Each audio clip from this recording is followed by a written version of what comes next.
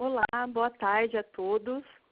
Sejam bem-vindos à nossa conferência, nosso webinar sobre a nova versão, da norma global BRC, versão 8. É um prazer tê-los presente essa tarde, participando aí durante essa horinha dessa discussão, sobre esses novos pontos da norma BRC.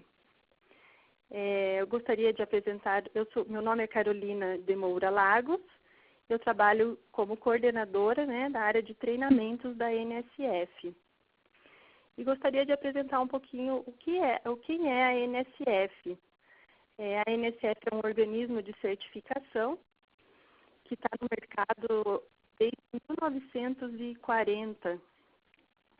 E a nossa principal missão é proteger a saúde da população. Então, tudo que nós fazemos, todos os trabalhos que nós desenvolvemos, tem como missão proteger a população, a saúde da população.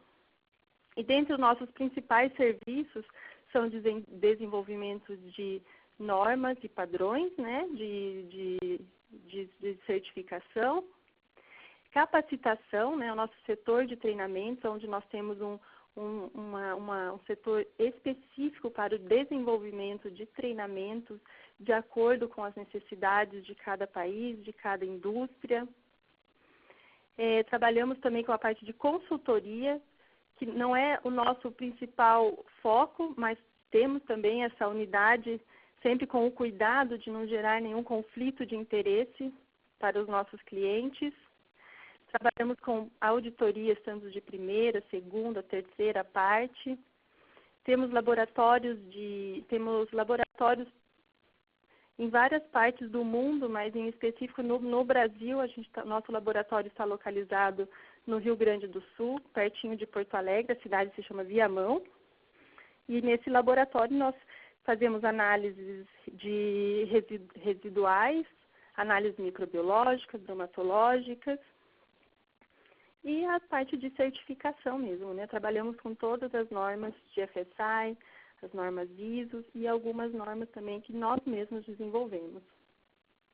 Bom, alguns números da NSF, ali é só para mostrar a grandeza do nosso trabalho em todo o mundo.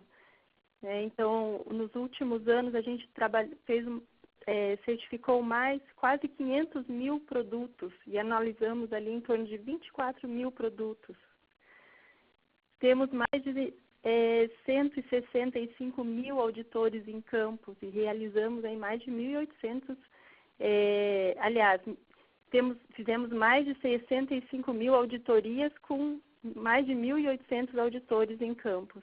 Então, só para mostrar um pouquinho o tamanho da NSF e o que a gente vem realizando ao redor de todo o mundo.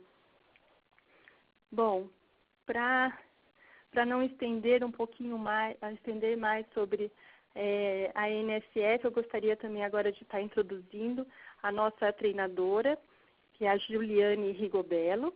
Ela é a nossa representante BRC do Brasil. E ela que vai estar com vocês aí na próxima hora, falando um pouquinho das principais mudanças dessa nova versão. Espero que todos gostem e aproveitem esse webinar. Um abraço.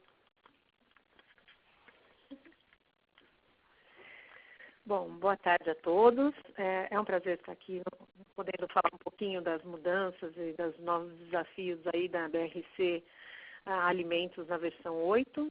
Então, eu vou passar para vocês as principais mudanças. Para aqueles que não me conhecem, eu sou Juliane Rigobello, eu trabalho com a BRC aqui no Brasil e também faço auditorias de compliance para a BRC e sou ATP, uma treinadora aprovada para a BRC para a norma de alimentos na versão 8, podendo ministrar todos os treinamentos disponíveis aí para essa versão da norma.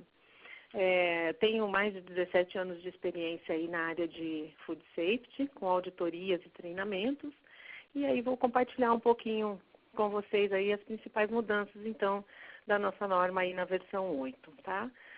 A gente vai disponibilizar um espacinho para as perguntas, que vocês podem encaminhar pelo chat, E aí, ao final da apresentação, eu vou responder algumas perguntas, mas se a gente tiver muitas perguntas, aí o que a gente vai sugerir é que aqueles que não tiveram sua pergunta respondida, a envie por e-mail, né? No finalzinho eu vou dar os e-mails, tanto meu quanto da Carol, e aí vocês podem enviar a sua pergunta aí por e-mail, que a gente com certeza vai responder depois, tá bom? Então vamos lá, vamos falar um pouquinho aí das principais modificações dentro da versão 8 da norma. Bom, essa norma, né, BRC Global Standards para Food Safety, né, para a segurança de alimentos, versão 8, ela já traz bastante benefícios que já vinha com as outras versões, né? E aqui a gente listou alguns dos principais benefícios, né, para a gente trabalhar com essa norma e poder implementá-la nas empresas e garantir que a certificação trará um retorno favorável para a empresa, né? Então, ela é globalmente reconhecida e referenciada pelo GFSI. Ela traz requisitos de forma a aumentar a confiança do cliente, né, e abrir novas oportunidades de mercado para as empresas que se certificam.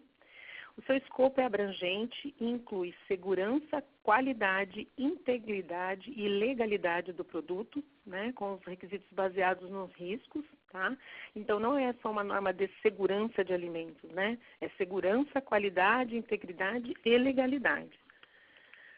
Ela traz um pacote de suporte, de documentos de suporte bastante abrangente, né, que estão disponíveis nas nossas redes de comunicação aí, nos sites do BRC. As melhorias resultantes na segurança dos alimentos reduzem, né, os famosos recalls, reclamações de cliente ou de consumidor, e também reduz o número, né, de produto rejeitado durante o processo, porque você acaba trabalhando preventivamente e aí diminui o número de problemas, né, que o processo gera. Então, traz uma economia de custos aí também. É uma ferramenta de marketing e reconhecimento, tem a ferramenta de marketing e reconhecimento público, né, através do nosso diretório, que é um site onde vocês podem consultar todas as empresas que estão certificadas nas normas, né, do BRC, não só de alimentos, mas de embalagem, de distribuição e estocagem, até do programa Global Markets, que futuramente agora será chamado de START, né? As empresas ficam disponíveis no diretório do BRC para que os clientes que estão procurando empresas que estão certificadas, né, tenham ali um banco de dados mais rápido. Uma rede global de organismos de certificação treinados e aprovados e com auditores aprovados também, né, e que oferecem aí treinamentos também da norma. Então, a BRC, ela exige, né, que os organismos de certificação sejam aprovados e seus auditores sejam também treinados, capacitados e aprovados. Ela oferece a opção, né, de auditoria anunciada ou não anunciada. Então, a empresa pode optar por ter auditorias não anunciadas, né?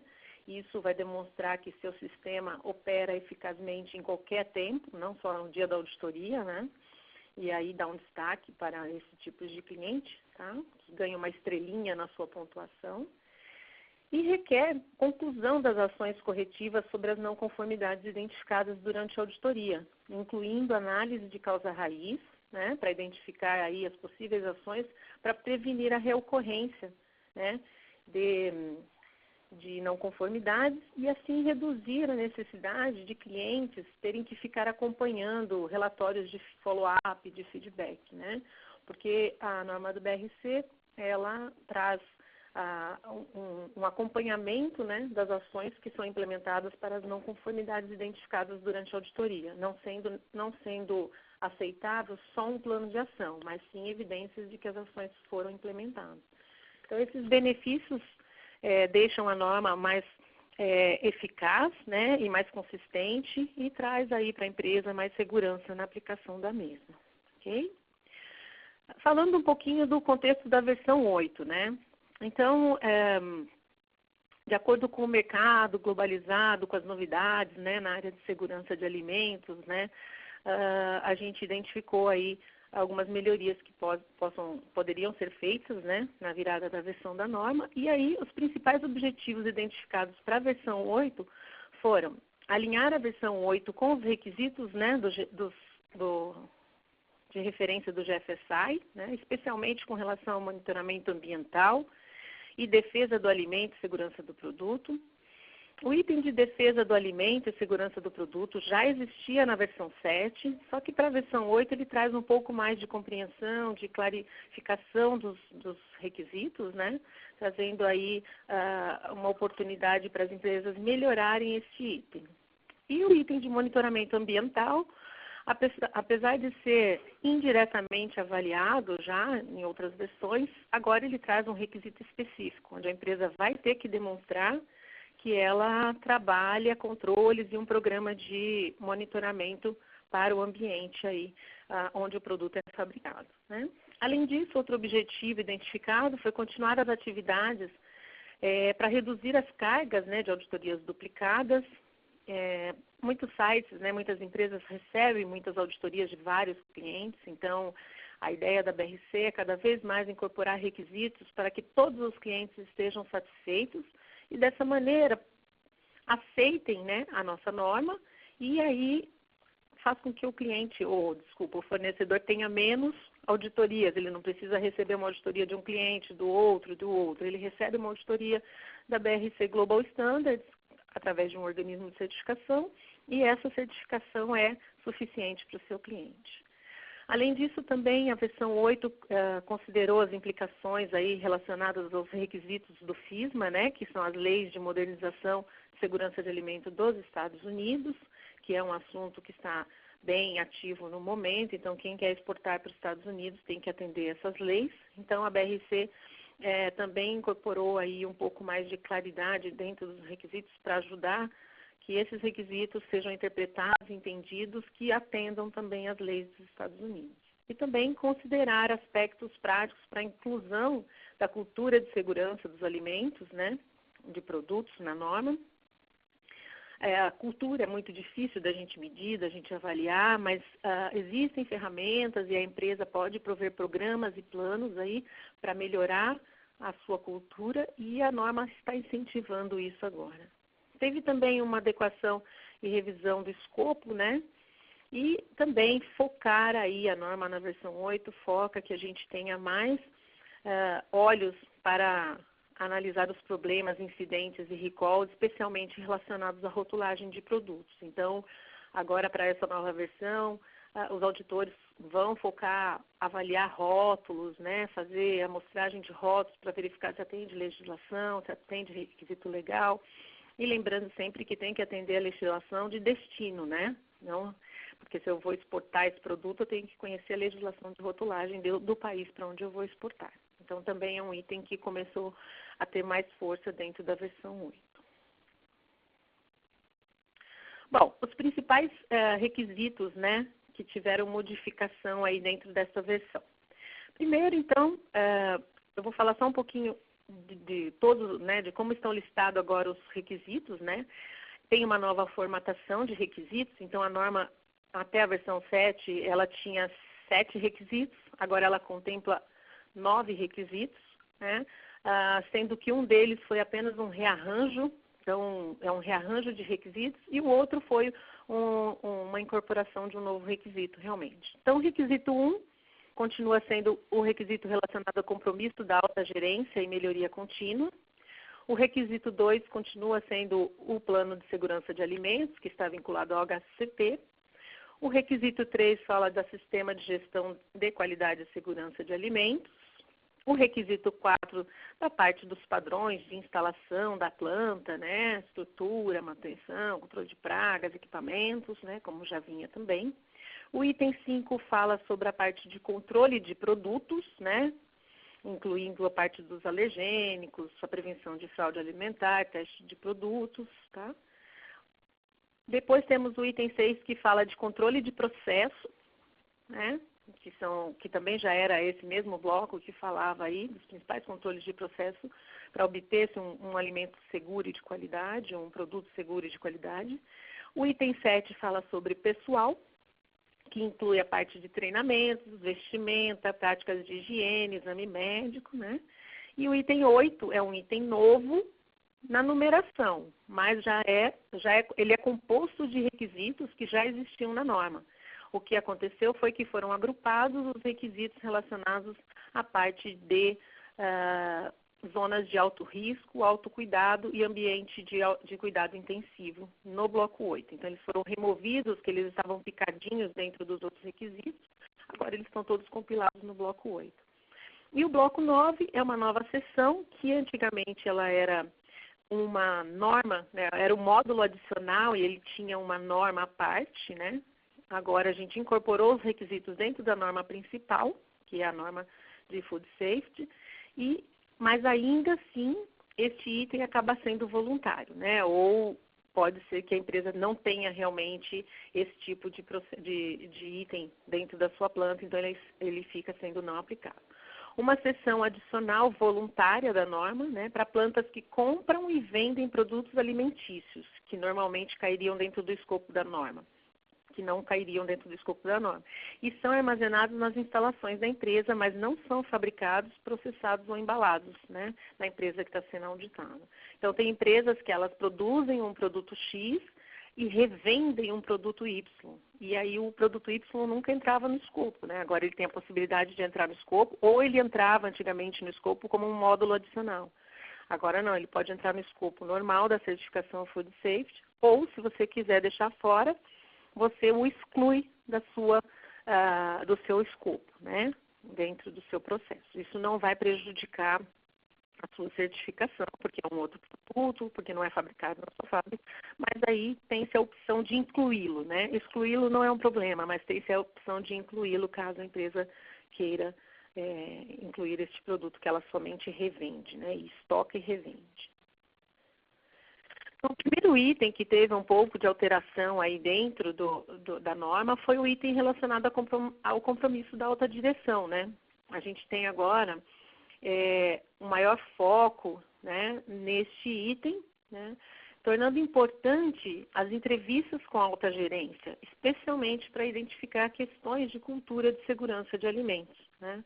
É importante que a empresa estabeleça, dentro dos seus próprios objetivos, né, da sua política, alguns itens relacionados aí à cultura de segurança de alimentos. Então, agora, a norma descreve aí a necessidade mais efetiva de se estar auditando, né, a alta direção, a alta gerência, para verificar dentro do processo como é que isso tudo está sendo implementado. Então, a cultura de segurança de alimentos é um fator que está crescendo muito, né, nas comunicações de food safety e já vem sendo abordada, né, de maneira antigamente um pouco mais subjetiva, agora mais direta, vem sendo abordada a importância da empresa ter, né, um programa, um plano para implementar dentro da sua empresa uma cultura de segurança de alimentos. É importante que vocês saibam que assim, o auditor não vai conseguir auditar a cultura, mas ele consegue visualizar como a empresa está trabalhando a sua cultura através dos planos e projetos que ela está estabelecendo para implementar uma cultura. Né? A primeira ideia é a empresa desenvolver um plano baseado num estudo que ela fará do que ela já tem e do que ela tem dificuldade, né? Encontrado dificuldade para implementar. Tá? A BRC ela tem um módulo adicional, que é o módulo de cultura de segurança de alimentos, que pode ser usado por qualquer empresa para ajudar o diagnóstico da sua planta e assim, com base nesse módulo, vocês podem depois implementar ou desenvolver um plano de segurança de alimentos. Tá? Então, como eu disse, os auditores não tentarão auditar a cultura, né, mas analisarão como as plantas implementarão os pontos que elas vão colocar dentro de um plano ou de um programa de cultura de segurança de alimentos. E numa próxima auditoria, vai verificar a eficácia, né, desse plano. Verificar se realmente a empresa se propôs a trabalhar aqueles itens, aqueles problemas, aqueles assuntos sobre segurança de alimentos e se ela realmente fez isso. E se surtiu o resultado. Pode ser que a empresa identifique alguns pontos, planeje como vai tratar esse ponto e no final não tenha o resultado esperado, mas aí ela trabalha novas propostas de plano, novas propostas de ações para poder ter o resultado mais esperado aí. Né? Então, é importante que a empresa ela defina um plano, né? focando o desenvolvimento e a melhoria contínua da cultura. Não dá simplesmente para você estabelecer um plano hoje e ele daqui 20 anos ser o mesmo, né? Então, temos que sempre avaliar qual a necessidade desse plano estar melhorando. Então, para isso, define quais as atividades, né, quais os programas vão precisar ser implementados, quais serão os prazos para isso, e depois revisa-se a eficácia dessas atividades ao longo do tempo aí. Importante também um destaque na cláusula 1.1.4, né, onde a norma coloca que, de forma clara, né, que quaisquer objetivos que não tenham sido atendidos, né, para entender os motivos subjacentes, eles devem ser tratados e devem ser usados para verificar se há necessidade de uma melhoria contínua. Isso não relacionado só à segurança de alimentos, né? Pode ser objetivos de qualidade. Então, é um outro item, né, do compromisso da alta direção. É avaliar se os objetivos que não são atendidos, eles podem ser usados para a gente estabelecer novos objetivos e, assim, facilitar a melhoria contínua. Então, o foco, né, como a gente falou ali atrás, que um dos focos da mudança nesse item era né, que a alta direção fosse entrevistada, não só para verificar a cultura, mas também a melhoria contínua do seu sistema. Então, cada vez mais também a norma vai fechando o cerco para que as empresas trabalhem a melhoria contínua, que é muito difícil, né? Então, se a empresa fica reincidindo não conformidades, mesmos itens ou muito parecidas, ela está demonstrando que a melhoria contínua está estagnada, né? Outro item também incorporado na seção 1 foi o item que incentiva os colaboradores a relatarem problemas relacionados à segurança, qualidade, legalidade e integridade do produto. Então, agora a gente tem itens dentro da norma que destacam, né, a importância do pessoal compreender, né, que eles têm que relatar problemas, né, especialmente relacionados à segurança, legalidade e qualidade, ou incidentes, né, ou qualquer preocupação que ele possa ter, aquele estalo, né, eu vi aquilo, está errado e eu preciso falar para alguém. E aí, né, muitas vezes ele tem vergonha ou ele tem medo, fica achando que pode ter problema, então a norma criou um requisito onde diz que a empresa tem que ter um sistema de reporte, né, confidencial aí, para que as pessoas realmente sejam incentivadas a denunciar, a relatar, a reclamar, né, questões relacionadas à segurança de alimentos. Então, isso está descrito dentro dos itens 1.1.5 da norma e 1.1.6 da norma. Tá? Então, é importante que a empresa estabeleça aí um canal de comunicação confidencial, onde o colaborador saiba que ele possa fazer qualquer tipo de ato ali e identificar que a segurança, legalidade, qualidade ou integridade do produto possa ser afetada, tá bem? Não tem uma regra, mas, por exemplo, temos um número de telefone que você liga e não precisa se identificar, né? Pode ser utilizado. Depois, a próxima modificação dentro do plano de segurança de alimentos, né, HCP, na verdade foi um reajuste de escritas, né? Então, o que aconteceu? O item 2 da norma, ele foi só um pouco reescrito aí para atender um pouco mais as terminologias, né, que hoje são usadas de forma diferente aí ao redor do mundo. Então foi mais uma adequação de terminologia, né, uma adequação para a gente ter a compatibilidade aí com esse assunto em todos os países e regiões. Mas lembrando sempre que a terminologia não pode impedir a empresa de demonstrar que ela atende à conformidade desse item, né? Não sei qual é a terminologia, então por isso que eu errei. Não. A gente consegue trabalhar, as terminologias podem ser diferentes, mas o contexto, né, que é baseado no Códex Alimentar, tem que ser implementado para esse sistema. O próximo item que teve uma alteração também foi o item de auditoria interna. Não foi uma alteração muito grande, né? A alteração não é grandes modificações, mas o que acontece? Lembrando que as auditorias internas são uma das ferramentas mais importantes e potentes aí que a empresa tem para identificar pontos onde ela pode melhorar, né? Então, a gente entende que uma vez por ano você avaliar o seu sistema fica muito subjetivo, né? Então, eu avalio o sistema em janeiro e o resto do ano eu não vejo mais nada. E aí, se eu tenho uma não conformidade em janeiro, eu vou verificar a eficácia só na próxima, no próximo janeiro, né? Durante o ano eu não enxergo o meu sistema como um todo. Então, diante disso, a norma já trazia a importância da gente dividir a auditoria ao longo do ano.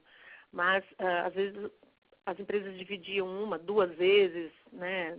E aí acabava sendo também muito pontual, vamos dizer assim, essa divisão. Então, a norma, ela incluiu, né, dentro do requisito 3.4, que a auditoria ela deve ser realizada em pelo menos 4 datas de auditoria por ano. Não quer dizer que eu tenha que auditar a norma completa 4 vezes ao ano, tá? Eu tenho que fazer um cronograma, né, de auditoria baseado numa avaliação de riscos, onde eu vou identificar quais áreas e quais requisitos serão auditados e em qual frequência. E isso tem que ser, no mínimo, dividido em 4. Mas pode ser que tenha áreas ou requisitos que vocês identifiquem que devem ser auditados todo mês, por exemplo, né?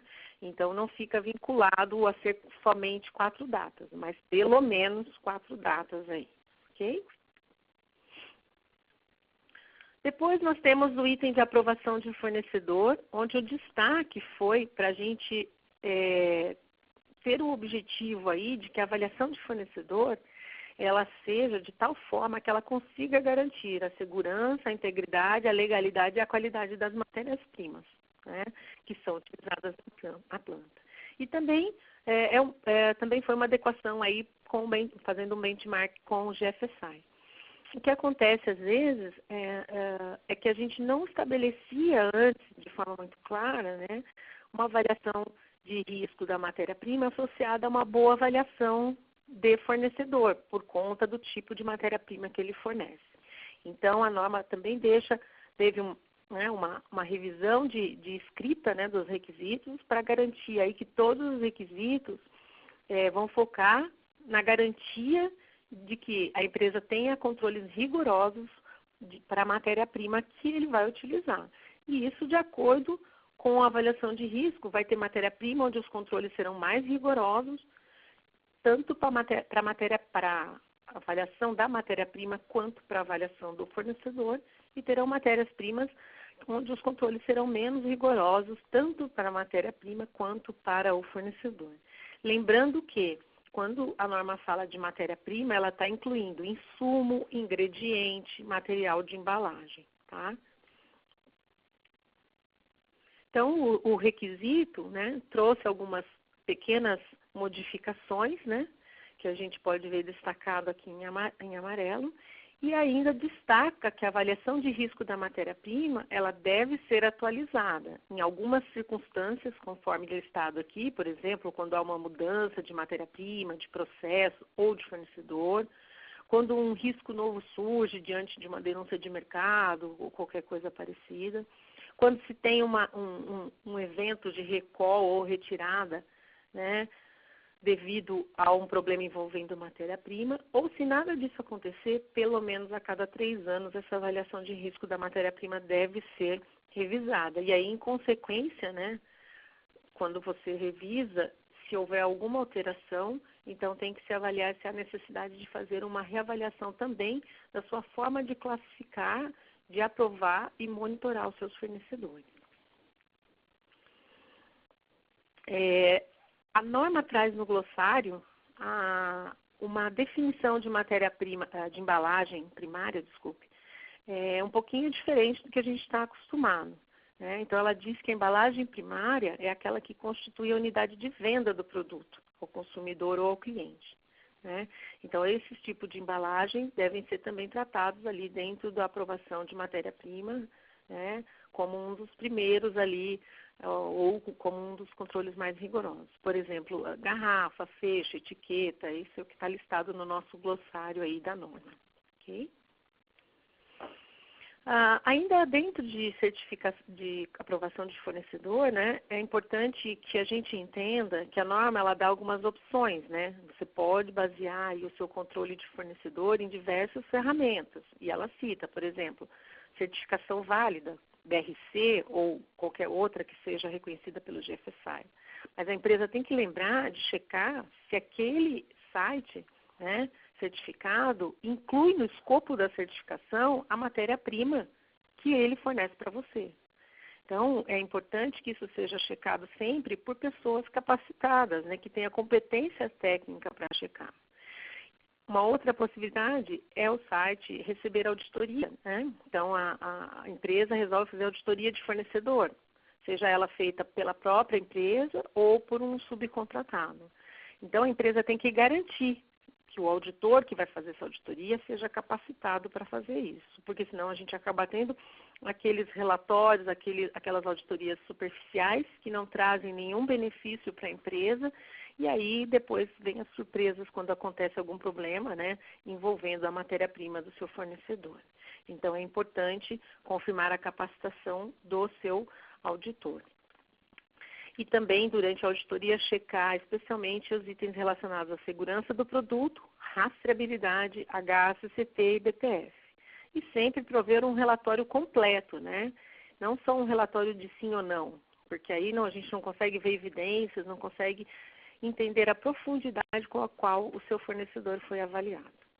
Uma outra possibilidade, e aí nesse caso ela só pode ser usada para fornecedores classificados com risco baixo, é a utilização de questionários de autoavaliação, né? Eles podem ser utilizados, mas devem ser revisados por uma pessoa competente, né? Competente que a gente fala é que tenha competência técnica para avaliar as respostas que foram dadas naquele questionário. Às vezes a gente vê empresas colocarem como não aplicável itens que eles não têm. E ao invés deles dizerem que não tem, eles põem que não se aplica. Mas não é verdade. Controle de pragas não se aplica para a fábrica de embalagem. Lógico que se aplica. Só que aí, se a empresa não realiza, às vezes ela responde como não se aplica. Então, tem que ter um revisor competente, né, para isso. Ok? Para fazer essa revisão dos questionários e qualificar o fornecedor. Então, o próximo item que foi também aí reescrito ou incorporado algumas descrições mais detalhadas foi o item de segurança de produto e defesa dos alimentos, o famoso Food Defense, né? Então, esses sistemas de defesa de alimentos ganharam aí uma compreensão renovada, né? E tornaram um pouquinho mais claros para que a empresa trabalhe eles de forma mais rigorosa, né? Então, a gente tem que conseguir garantir que em nenhuma parte do processo o produto ou matéria-prima poderá ser adulterado, né?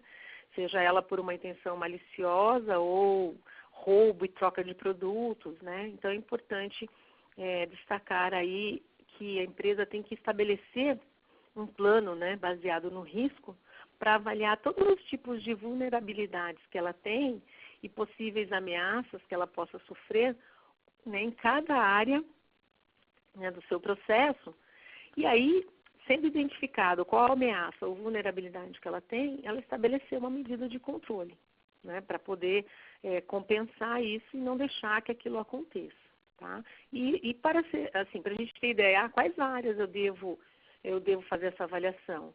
Bom, como base mínima, a gente pode usar, por exemplo, o fluxograma do HACCP, porque ali tem listado quase, né, tudo, do processo tem listado tudo, mas tem listado quase toda a empresa.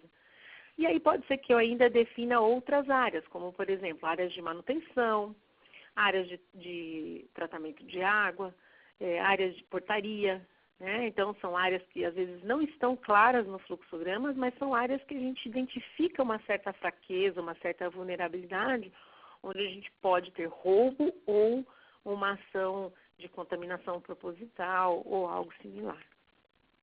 Então, a norma destaca aí, dentro dos requisitos 4.2, a importância de se fazer uma avaliação de risco documentada, né?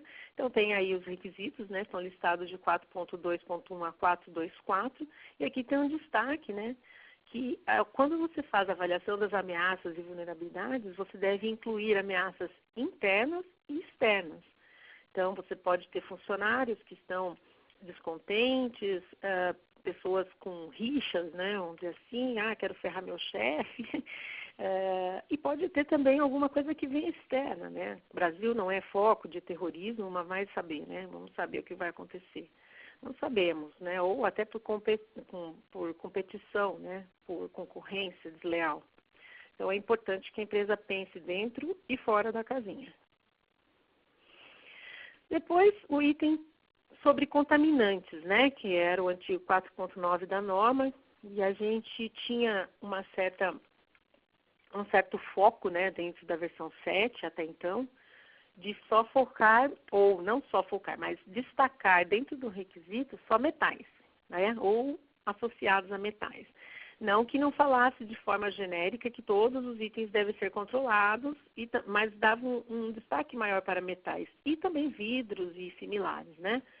Agora, a norma destaca, né, a importância da empresa avaliar um pouco mais a fundo todos os tipos de contaminantes físicos. E ela traz 2 novos requisitos aí para que a empresa claramente tenha que estabelecer procedimentos. O primeiro é o requisito para que a empresa estabeleça procedimentos para evitar contaminação física das matérias-primas pela própria embalagem. Então, quando você vai abrir, né, ou retirar a embalagem do produto, às vezes você corta, né, aí picota tudo o plástico e aí o plástico picotado depois se solta e vai junto com a matéria-prima. Então, a empresa tem que estabelecer quais controles ela vai fazer. Vai pôr uma peneira, né, vai pôr filtro, dependendo do tipo de produto, vai fazer inspeção, vai usar embalagem de cor diferente.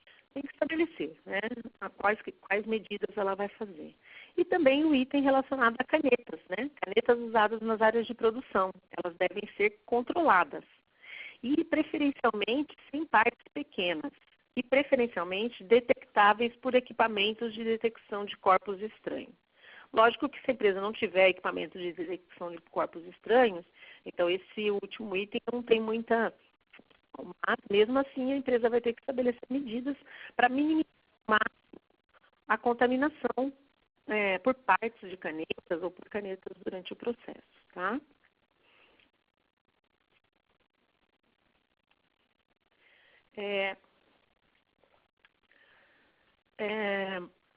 Depois, esse item de monitoramento ambiental, que é um item novo, né, da norma, então ele não tinha antes, assim, de forma clara, mas agora ele está de forma clara, né, até se alinhando com todo o conceito de segurança de alimentos, era um item que estava devendo, que a norma estava devendo, né. Então, a gente incorporou a cláusula de controle de monitoramento ambiental. E aí as cláusulas descrevem claramente que a empresa deve ter um programa de monitoramento ambiental, né, baseado no risco sempre, né. E aqui, dentro da própria cláusula, ela indica o mínimo de informação que esse programa deve ter.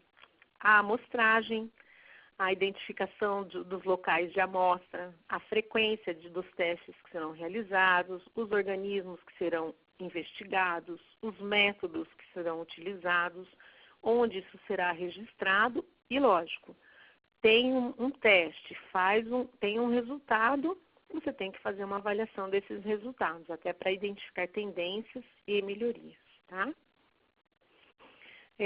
Além disso, a empresa deve estabelecer limites, né, de controle. Então, ela vai investigar a presença de micro-organismos, né, e definir qual é o limite aceitável para cada micro-organismo, por exemplo, patogênico que ela listou ali, que ela investigará, né? E se esse limite for excedido, a empresa tem que ter as ações corretivas. Então, para o programa de monitoramento ambiental, a norma estabelece claramente no item 1182 os limites de controle, né, para os organismos que vocês forem investigar tem que estar estabelecido, né? Então, os limites toleráveis, né? E se esses limites forem excedidos, então a empresa tem que estabelecer ações corretivas, né? E, às vezes, essas ações podem chegar até o produto, né? Dependendo do tipo e do local onde você teve esse problema. E se ações corretivas forem executadas, isso tem que ser registrado, ok? Aí, no item 4.11.8.3, a norma ela descreve claramente que a empresa tem que rever o seu programa de monitoramento ambiental. Então, ele não pode ser estático. Então, periodicamente, né, pelo menos uma vez ao ano, tem que fazer essa revisão. Ou quando você identificar, por exemplo, algum desses itens que estão listados. Mudança nas condições do processo, do fluxo ou de equipamento, novos desenvolvimentos, falhas de programa em identificar questões significativas, né? Exemplo, uma autoridade reguladora investigou e encontrou, né, alguma coisa aí positiva que a empresa não havia identificado. Falhas de produto, então você teve resultado positivo, ou até mesmo um excesso de resultados negativos, né? Então, você pode verificar, às vezes, que nunca teve problema naquele ponto, porque ele não é o melhor ponto a ser testado. Então, a empresa tem que fazer uma avaliação para ver se isso impacta também, tá bem? É importante e aí vai estar atendendo os requisitos aí que agora são bem claros dentro da norma. Bom, a próxima mudança, então, foi a criação do item 8, que é o item que incorporou todas as zonas de risco, né? Alto risco, autocuidado e cuidado intensivo, né? Ambiente de cuidado intensivo. Então, esses itens praticamente não foram alterados, eram os mesmos que a gente já tinha na versão 7, só que na versão 7 eles estavam espalhados dentro dos outros itens, especialmente no bloco 4, mas tinha, né, um pouquinho dele aí espalhado em alguns itens além do 4. Agora não, agora compilou-se todos esses itens dentro do bloco 8, né? Então, se a empresa não tiver áreas de alto risco, autocuidado ou controle intensivo, se ela for, por exemplo, uma empresa só com áreas de baixo risco, então este item 8 será não aplicável, né? Mas se ela tiver uma dessas áreas, daí ela vai ter que atender os requisitos equivalentes, né, à área a qual ela está endereçada, ok? E, além disso, destacou-se a importância aí em alguns itenzinhos relacionados a essas áreas de alto risco e autocuidado, né? Que é, por exemplo, quando o equipamento dessas áreas sai para ser feita uma manutenção e volta, né, para o processo, dentro daquela área, quais que são as ações que são tomadas para compensar aí que não tenha nenhum problema de contaminação sendo trazida por esse equipamento. O fluxo é a gestão de resíduos, né, dentro dessas áreas, que também não podem causar nenhum tipo de contaminação. E também quando as empresas usam aqueles equipamentos portáteis que vão de uma área para outra, de outra para uma, e aí podem levar contaminação cruzada para as áreas consideradas de alto risco ou alto cuidado. Okay? Então, dentro desse bloco 8, vocês vão verificar apenas uma maior clareza de requisitos, uma descrição um pouquinho mais detalhada em alguns itens, mas a maioria deles não foi alterada, somente realmente o número do requisito foi alterado. Ok? Conforme a gente comentou um pouquinho no começo, né, devido a incidentes, né, muito comuns aí com relação à parte de recall, né, de produto, a gente viu que é muito importante a avaliação da rotulagem, né? Então, agora a norma vai trazer um pouco mais de foco para esse assunto. Então, os auditores, né, vão ter um pouco mais de foco nesse assunto, realmente. Eles vão investigar mais a rotulagem contra a legislação, especialmente a legislação de destino do produto, também é importante que a empresa tenha, conheça, né, a legislação local, lógico, quando se aplica, mas é importante que a empresa entenda que a rotulagem é um problema muito grande. Então, o maior histórico que a gente tem de recall, né, em relação à segurança de alimentos, envolve erros de rotulagem. E não só erros no que o rótulo descreve, né, mas erros de utilizar o rótulo errado, né. A gente tem várias linhas de produção, aí tem misturas de embalagem, misturas de rótulos, e aí acaba usando os rótulos errados, ou termina uma produção, não retira a embalagem anterior e aquela embalagem obsoleta, né, para aquela linha fica ali e acaba sendo utilizada inadequadamente. Então, terá um enfoque maior sobre as questões de rotulagem nessa nova versão também. Tá? E o último bloco novo, né, que é o bloco 9, que é o bloco sobre produtos comercializados. Né? Então, a versão 7 já trazia aí isso como um módulo adicional, né, que a gente poderia ter bens comercializados, né, para aqueles sites que armazenam e vendem o produto, mas não fabrica, não processa e não embala no local, mas era um módulo adicional. Agora não, a versão 8 incorporou isso nos requisitos da norma principal, do texto principal. E ele é o requisito 9. Então, isso, para quem faz essas duas atividades, ou seja, tem produtos fabricados e produtos que só são comercializados, então já facilita que ele vai poder fazer tudo numa única auditoria, incorpora o bloco 9, já sai um único certificado que já inclui toda esse seu escopo com relação a vendas de produtos que não são fabricados pela empresa, né? Produtos alimentícios, lógico. Okay? Depois, a gente tem o que mudou no protocolo de auditoria. As mudanças não foram grandes, foram pequenas mudanças, mas trazem aí um pouco mais de benefício aí, especialmente para os clientes. Né? A principal mudança, então, foi a geração de um relatório provisório no diretório do BRC. Todo relatório de auditoria de certificação, ele é disponibilizado no diretório BRC, que é onde tem a fonte de dados, né, dos organismos de certificação e dos sites certificados, que é onde a empresa pode informar para o seu cliente, onde ele pode pesquisar as informações. Nesse site, nesse diretório, a gente disponibilizava apenas o relatório final, né, que é o relatório completo, que é sempre disponibilizado em até 42 dias, né, que é o que se faz.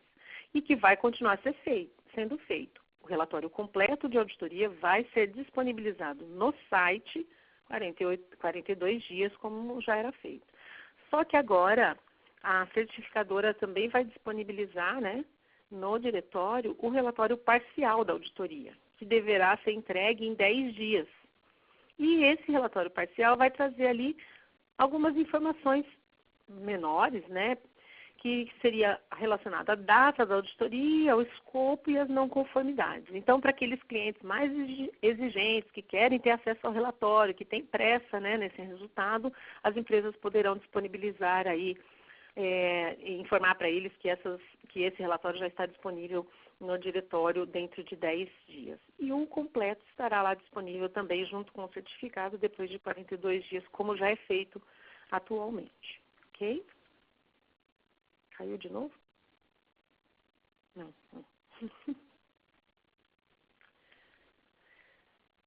Ok. Obrigada, Isa. Além disso, né, a BRC ela traz para vocês diversos documentos de apoio. Então, se vocês consultarem o site da BRC, brcglobalstandards.com, ou o site brcbookshop.com, né? E também para aquelas empresas certificadas, o brcparticipate.com, vocês vão ter aí uma gama de documentos que podem ajudar aí no seu processo de implementação da norma, dúvidas e outras ferramentas que vocês podem utilizar para melhorar o seu sistema. Então, temos guias de interpretação, temos até o documento que fala das principais mudanças-chave da versão 7 para 8, e aí ele mostra exatamente o que alterou em cada requisito. Temos as FAQs, né, que trazem as perguntas e respostas mais frequentes, e também alguns guias de entendimento que vão ser liberados aí para a edição 8, em torno de 22 guias aí para entendimento, né, que esperamos que estejam todos disponíveis até dia 1º de fevereiro, que é quando essa norma passa a valer, né, para os sites certificados. Então, todo site que for se recertificar ou certificar Depois do dia 1º de fevereiro, deve usar a versão 8 da norma. Até lá, continua-se ainda tendo auditoria na versão 7, né? Ok? Temos também os treinamentos, né? Como eu comentei no começo, né? Eu sou uma tutora oficial aqui no Brasil, então fornecemos os treinamentos que também outras empresas podem oferecer. Os treinamentos relacionados aí à conversão da norma, né? Da 7 para 8. Aí temos a conversão para os próprios treinadores, né? Que é o que nós fazemos quando muda a versão da norma. Temos um treinamento para novos treinadores, os novos ATPs. Temos também o treinamento para auditores. Então, nós já temos auditores na versão 7, então eles têm que fazer o treinamento de conversão da versão 7 para 8. Aí, novos auditores, né? Nos novos auditores, eles têm duas opções. Se eles já são auditores líderes em alguma norma Food Safety, então eles podem fazer esse treinamento de 3 dias, né? Que é o treinamento de Food para auditores. Se eles são novos e não têm nenhum status de líder, então eles fazem o treinamento de 5 dias, que é o treinamento completo de auditor líder de BRC.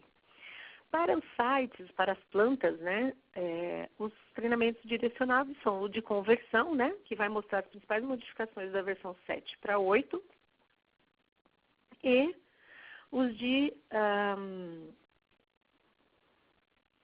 treinamento da interpretação da norma, que agora só chama treinamento para sites, né? Então é onde a gente vai falar um pouco mais sobre a nova versão aí em todas as suas cláusulas, que também é para sites. Mas se tiverem sites, né, plantas que querem mandar os seus colaboradores para fazer treinamento de auditores, também pode. É que normalmente os de auditores são direcionados, né, para aquelas pessoas que vão fazer auditoria de certificação da norma. Normalmente quem usa esses treinamentos são os organismos de certificação. Todos eles estão disponíveis, vocês podem consultar as agendas de treinamentos que estão abertos, né, com inscrição aberta, no próprio site do BRC, no item Training. Aí vocês conseguem selecionar Brasil e ver quais são os treinamentos públicos que estão abertos aí em todo o Brasil. Ok? Bom, para a gente entender um pouquinho também de recursos que a norma oferece, temos o programa Global Markets. O programa Global Markets, que será agora chamado na revisão 8 de START, ele foi criado para ajudar as empresas de menor porte, ou aquelas que ainda não têm um sistema de gestão de segurança de alimentos bem desenvolvido e ainda não conseguem se certificar na norma de alimentos versão 8, por exemplo. Então, eles ainda se sentem um pouco crus, vamos dizer assim, para uma certificação, mas querem começar a tratar, né, a implementar requisitos que os levarão a uma certificação. Então, o programa Global Markets, START, né, agora eu vou chamar só de START, ele traz essa ajuda a esses sites menores. E muitas vezes as empresas usam esse programa como uma forma de incentivar os seus fornecedores, os seus pequenos fornecedores, né, a também ir construindo o seu caminho para a certificação. Então, ele é uma auditoria, né, baseada nessa norma Global Markets, aí, que agora na versão 8 vai chamar START, e que ele traz alguns requisitos da própria norma de certificação, mas ele não traz um status de certificado ou não certificado. Ele traz um resultado final de aprovação dentro de um nível escolhido, que pode ser um nível básico ou um nível intermediário. A ideia dessa norma foi que a empresa começasse por esse programa, aquelas empresas mais simples, menores, né, com menos recurso, num nível básico, por exemplo. Depois de um ano, que vale sempre um ano a auditoria, ele pularia para um nível intermediário e depois de mais um ano solicitaria, então, a sua primeira auditoria de certificação na Global Standards for Food Safety, né, que seria a norma global de segurança de alimentos, que é a que a gente estava falando até agora. Então, esse é um programa que tem ajudado a pequenos fornecedores e para as empresas que hoje já são certificadas, a gente recomenda que sugira o uso dele para os seus fornecedores, né, que estão ainda caminhando rumo à certificação.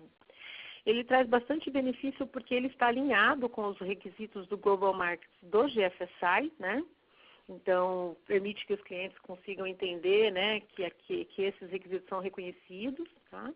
Fornece um processo de auditoria, né, e reconhecimento claramente definido, operado de acordo com os requisitos de acreditação. Então, é uma auditoria muito similar a uma certificação, mas não é certificação. Utiliza auditores qualificados, né, permite que a empresa escolha, então, entre o nível básico e intermediário, e isso vai aparecer depois lá no nosso diretório, né? Então, a empresa pode aumentar o seu mercado com base nisso, porque alguns clientes, né, também entendem que os fornecedores pequenos ainda não têm todo o status que precisa, então eles, poxa, mas pelo menos já estão fazendo alguma coisa, já estão caminhando rumo à certificação. Isso fica disponível no diretório, então clientes internacionais podem consultar e ver as empresas que já estão no programa, né? Então, a norma usa como base a própria norma global de segurança de alimentos, né, que é a norma que agora está indo para a versão 8, e exige esse processo de auditoria do Global Markets Start, também exigem que o plano de ação seja implementado antes dele dar a concessão de que você atendeu no nível básico intermediário. Tá? Então, não é só prover um plano de ação, tem que demonstrar que vai implementar aquela ação. E isso faz com que os clientes fiquem mais seguros de que eles não vão ter que ficar fazendo feedback, follow-up na empresa, né? Eles podem já confiar no próprio programa. Só a título de curiosidade, as principais mudanças que virão na versão 8, né, não são nos requisitos. São nos requisitos só associados a esses requisitos da versão 8 da versão 8 de alimentos, né? Se eles são baseados nessa norma, então algumas adequações serão feitas para atender também os requisitos da mesma maneira que a versão 8 coloca. Mas a gente vai trazer requisitos mais adequados, assim, vamos dizer, para os auditores, né? Porque os requisitos antes eram os mesmos que um auditor de certificação, então a gente entendeu que não, pode ser um pouco menos, mas mesmo assim ainda tem os requisitos para os auditores, né? E isso vai fazer com que o custo reduza. Então, o custo dessa auditoria Global Markets Start era o mesmo de uma certificação, e hoje ele é 3 vezes menor que isso, né? Então, acho que até um pouco mais se a gente ficar comparando, que agora um é em dólar, o outro é em libra, então a gente consegue aí uma acessibilidade maior por conta de custos, né? Okay? E está previsto aí para a gente lançar a versão 8 no final agora de outubro, comecinho de novembro. E para a gente finalizar, só lembrar que a BRC ela possui os módulos adicionais, né? Então, os módulos adicionais, eles são disponibilizados para aquelas empresas que querem incorporar um algo mais na sua auditoria de certificação, né? E ele pode ser adicionado na sua auditoria de certificação, e se ele sendo feito em conjunto com a sua auditoria de certificação, ele reduz a carga de auditoria, né? Muitas vezes atende aí algumas necessidades específicas do segmento em que você atua, da local ou do cliente que você quer vender, tá? E ele é aplicado a alguns tipos, né, de operações. Nem todo mundo consegue incorporar todos, mas tem alguns que podem ser utilizados. Por exemplo, sem glúten, a lei de modernização, né, o FISMA, então quem quer exportar para os Estados Unidos pode usar o módulo adicional, tá?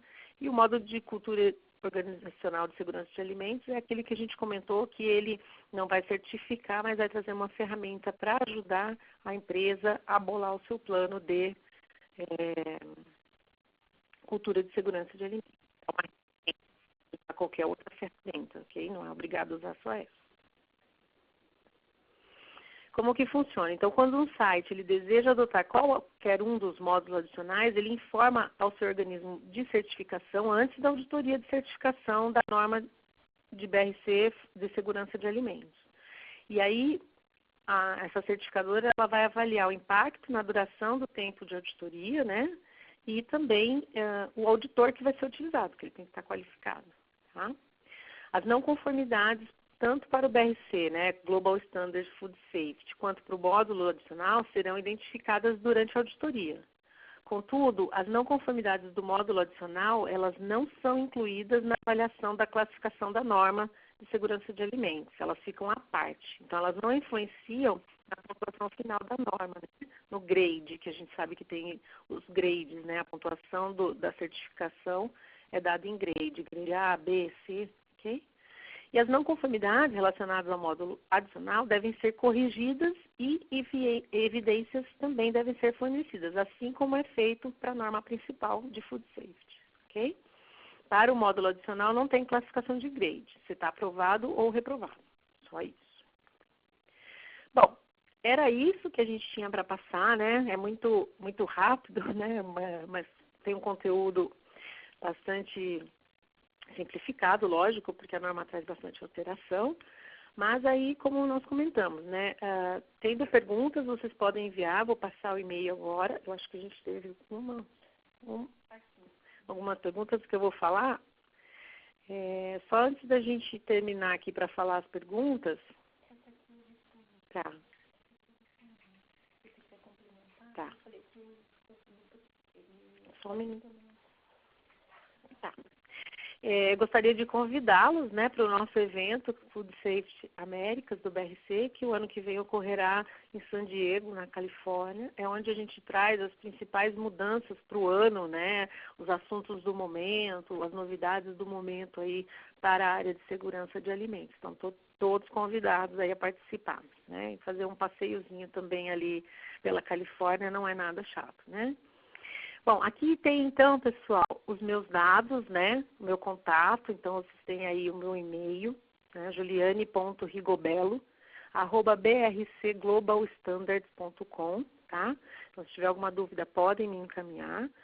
E também a gente tem o e-mail da Carol, que eu vou passar na sequência. No momento eu gostaria de agradecer, né, a todos aí, a paciência, estar ouvindo. E vou responder aqui, parece que a gente teve duas perguntas, uma foi respondida aqui, mas eu vou responder novamente para que todos ouçam e depois, se tiver mais alguma, vocês podem mandar ou para mim ou para a Carol. Aqui tem os e-mails da Carol, né? E aqui tem também o próximo curso que a NSF vai oferecer da norma BRC, que será na próxima semana, aí, dia 31 de outubro, e 1 de novembro aqui em São Paulo. Eu vou estar ministrando esse treinamento.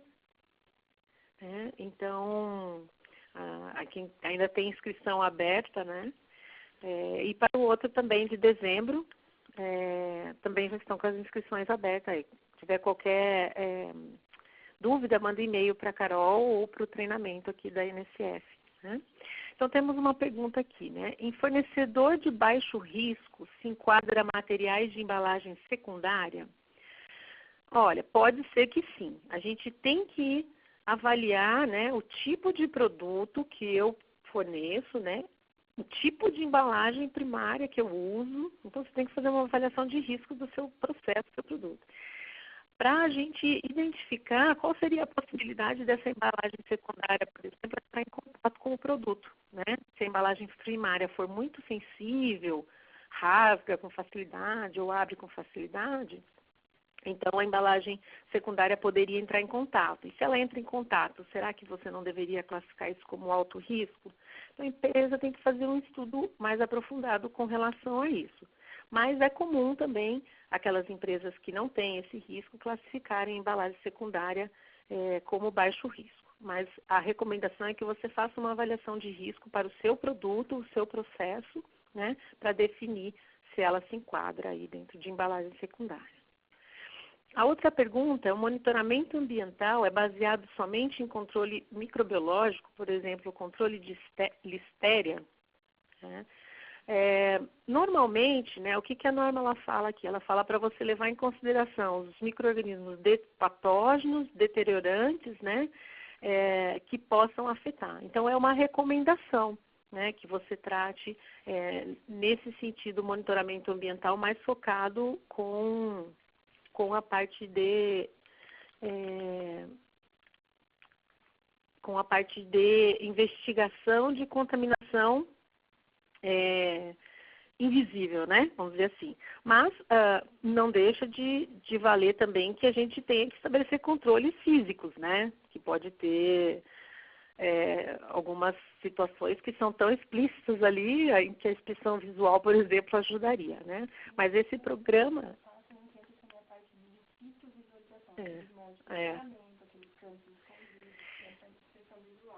Mas dentro do programa do monitoramento ambiental, a ideia realmente é investigar, né, esses pontos onde o acesso é mais difícil, se a gente fez uma limpeza eficaz, né, visual, lógico, mas e se não ficou uma parte que a gente não consegue ver, né? Então a gente trata normalmente mais focado realmente na parte microbiológica, ok?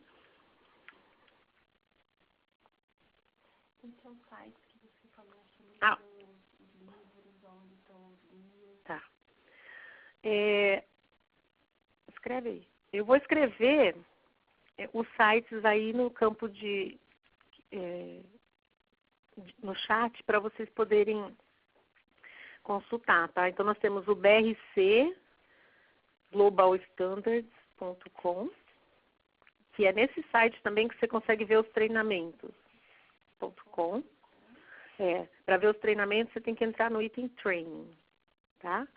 Aí tem o BRC Bookshop, bookshop.com.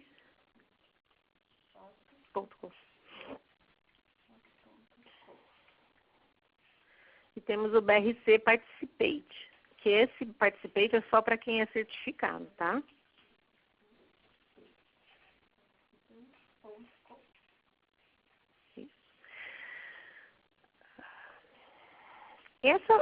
Elisângela, essa questão sobre o curso, eu vou pedir depois para você mandar um e-mail para a Carol ou para mim, que a gente te responde, tá? Porque está tendo curso, sim, de interpretação da norma, né? Entendendo a norma é o curso de interpretação. É que agora o nome do curso é treinamento para sites, treinamento para auditores. Aí quando fala só isso, quer dizer que é interpretação, tá? Mas se você quiser mais detalhes, você pode enviar um e-mail específico para a gente, ok? Fernanda, então você consegue consultar no BRC Global Standards, tá? Dentro de treinamentos lá. Aí você vai em training, aí tem treinamentos disponíveis, aí filtra por Brasil. Se tiver alguma dificuldade, também me manda e-mail que eu te mando o print da página. Plano de ambiente seria como... Pera, perdi Você mexeu e eu perdi a pergunta. Plano de ambiente seria como? Somente de indústria ou externo também? A norma, ela descreve que o plano de monitoramento ambiental deve ser, no mínimo, em áreas onde o produto está exposto ou é produto pronto para consumo. Mas a empresa deve fazer uma avaliação de riscos, tá? Áreas externas normalmente não são o foco, a menos que elas tragam algum tipo de contaminação muito evidente, ok? E uma última pergunta que eu vi aqui é: a árvore decisória para avaliação dos riscos das áreas continua na mesma na versão 8? Sim, continua igualzinho na versão 8. É a mesma árvore, né, que é usada para determinar alto risco e alto risco, alto cuidado e área de ambiente de controle intensivo, tá? Continua sendo a mesma, ok? Pessoal, depois se tiverem mais perguntas, por favor, fiquem à vontade e nos enviem aí. Eu agradeço a atenção de todos e deixo a BRC à disposição para o que precisarem e também, inclusive, na parte de treinamentos aí que vocês precisarem de alguma consulta, podem entrar em contato comigo. Agora a Carol também vai se despedir de vocês. Até mais. Obrigada. Bom, obrigada a todos pela participação. Acho que a Juliana foi excelente na sua explicação. A Juliane, desculpe, ela está aqui me chamando a atenção, porque eu fico chamando ela de forma errada. Me desculpe. A Juliane foi excelente na sua explicação e trazendo esses novos desafios do BRC, que eu acho que são muitos, né? Muitos, é um desafio hoje para as empresas, né? Bom, qualquer dúvida, qualquer necessidade de alguma explicação, qualquer outra informação, não hesitar em entrar em contato com a MSF. Nós estamos ainda com vagas para os próximos treinamentos, esperamos encontrá-los aqui e muito obrigada novamente pela participação. Tenham um excelente dia. Tchau, tchau.